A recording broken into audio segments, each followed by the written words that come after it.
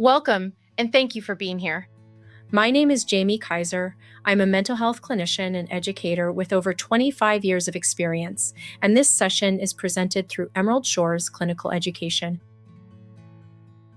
Imagine this: you wake up in the morning already feeling exhausted, not just tired, but drained in a way that doesn't quite make sense.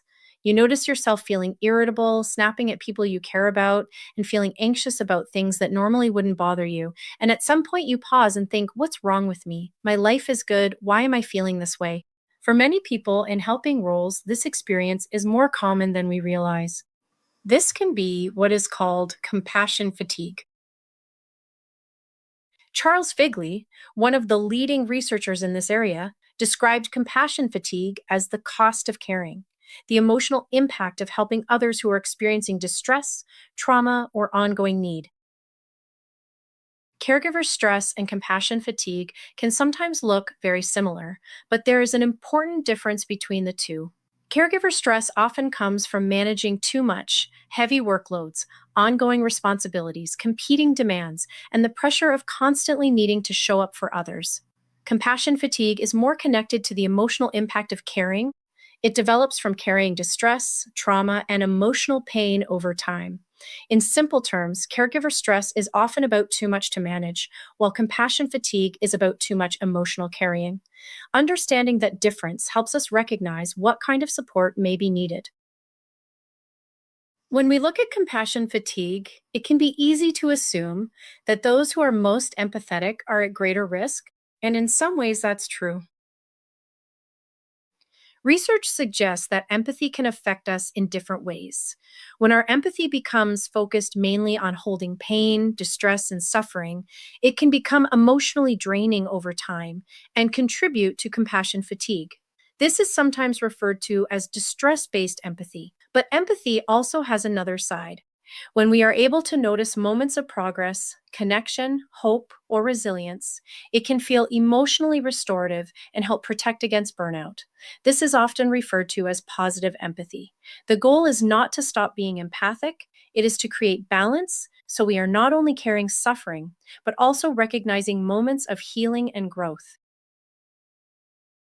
Theory is helpful, but in reality, implementing strategies to protect yourself from compassion fatigue can be challenging. In busy, fast paced environments, there often isn't time to step away or make big changes in the moment.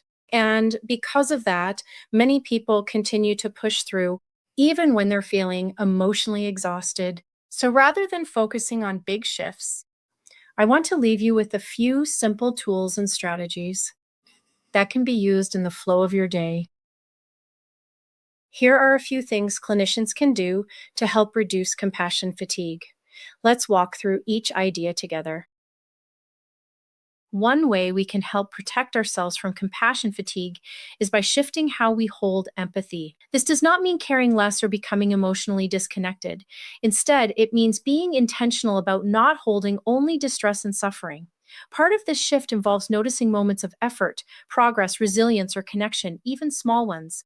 These moments can help create emotional balance and remind us that healing and change are also part of the work. It can also help to gently shift out of emotional intensity when appropriate, rather than staying emotionally activated for long periods of time. And finally, supporting a grounded ending to difficult conversations, even through a small moment of regulation, reflection, or hope, can help both the client and the helper leave the interaction feeling more emotionally settled. Another important strategy is creating small moments of reset throughout the day.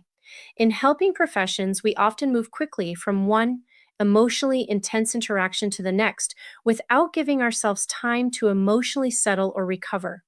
Over time, that constant activation can build. Even brief pauses can make a difference. Taking one slow breath, stepping away for a moment, stretching, or giving yourself a few seconds to reset before the next interaction. Setting emotional boundaries is an important part of protecting ourselves from compassion fatigue while still remaining caring and connected in the work. This can involve maintaining clear therapeutic boundaries, supporting clients without taking ownership of their outcomes, and creating small transitions between emotionally intense interactions. It also means learning how to stay emotionally present and empathic without absorbing the distress we are witnessing. Healthy emotional boundaries are not about caring less. They are about creating sustainability so we can continue showing up in a grounded and emotionally healthy way over time. Compassion fatigue can affect even the most experienced and self aware practitioners. Learning to recognize when it's happening and responding in ways that support repair is essential for sustaining this work over time. If you'd like to continue learning, there are some helpful resources in this area, including Charles Figley's work on compassion fatigue and Kristen Neff's work on self compassion. These offer both a deeper understanding and practical tools to support emotional well being in helping roles. Even small shifts in awareness and response can make a meaningful difference over time. Thank you for taking the time to learn and reflect today.